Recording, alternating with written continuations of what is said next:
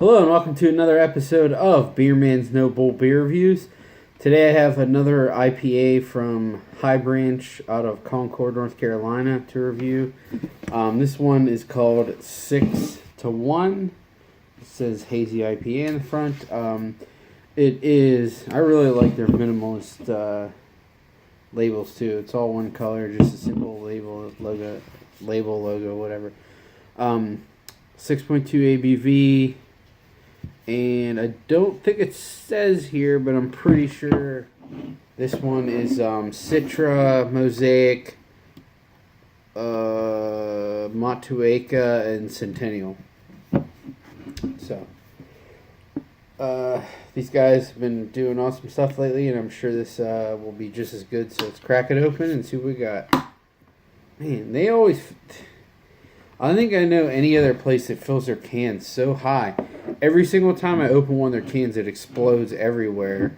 And it's not over carbonation. You can just see, like, the beer level is, honestly, now that came up, it's completely at the lip, and it's almost going over. Like, I don't know how they get it to that level where it's literally coming out when you crack it open. But anyways, it's really not that important for this review.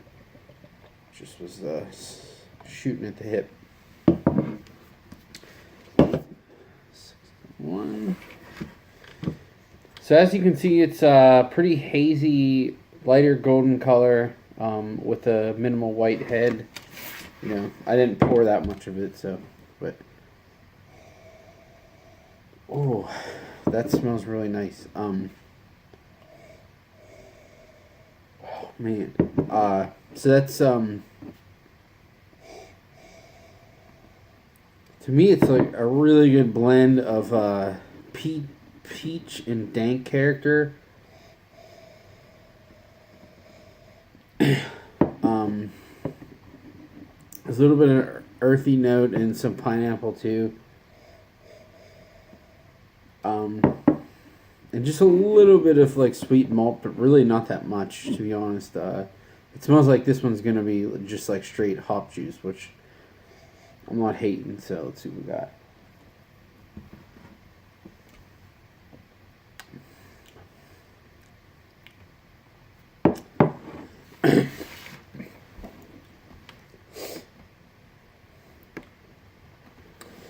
So, I will say before this beer even came out,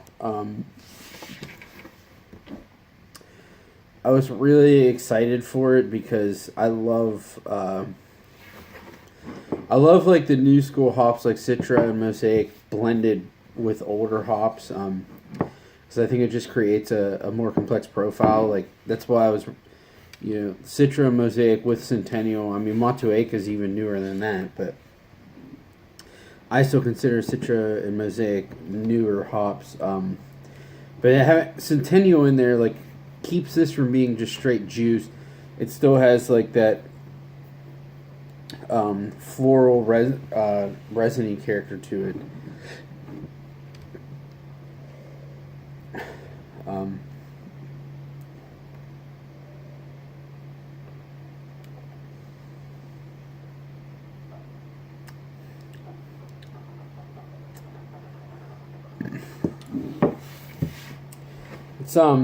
It's very peachy and orangey. There is a little bit of that grainy sweetness to it, and the mouthfeel is definitely on the softer side for their stuff, which I really appreciate. The carbonation level is a little lower, which I like that. Some of their stuff is higher carbonation, which is still good beer. You know, the beers are still really good, but I like it's a little softer. But I don't know, that could just be from whatever they're using. I don't know if they're using flaked oats and that kind of stuff and wheat, I'm sure. But it really does have like a pretty strong old school Centennial character to it. To me, Centennial is a very unique hop. Like, I mean, if you want to know what Centennial tastes like, drink Bell's Two Hearted or drink Founder Centennial. I mean, make sure you get it fresh, but drink those. They're both 100% Centennial. Which I like both of those, but if you take that beer and make it softer, less bitter, and then overlay it with like new school hops, it really becomes a pretty complex canvas for beer.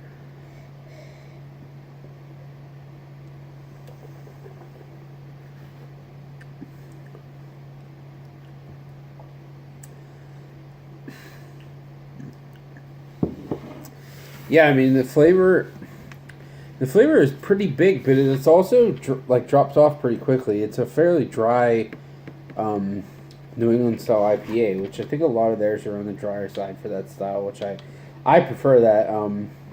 'Cause to me that's what brings you back for more. When the ones that are sticky sweet, I still like them, but I know I prefer the drier ones as long as they're not too bitter. And this one, I'd say the bitterness on this is medium. I mean, it's not real bitter, but it's definitely not sweet either.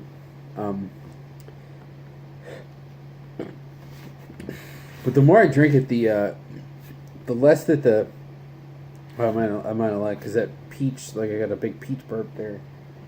But it seems as though the more I drink it, the less that the fruit character, the peach and orange are there, and the dank resinous character and floral character of the Centennial is showing through, which isn't necessarily a bad thing or a good thing. It's just something that I'm picking up.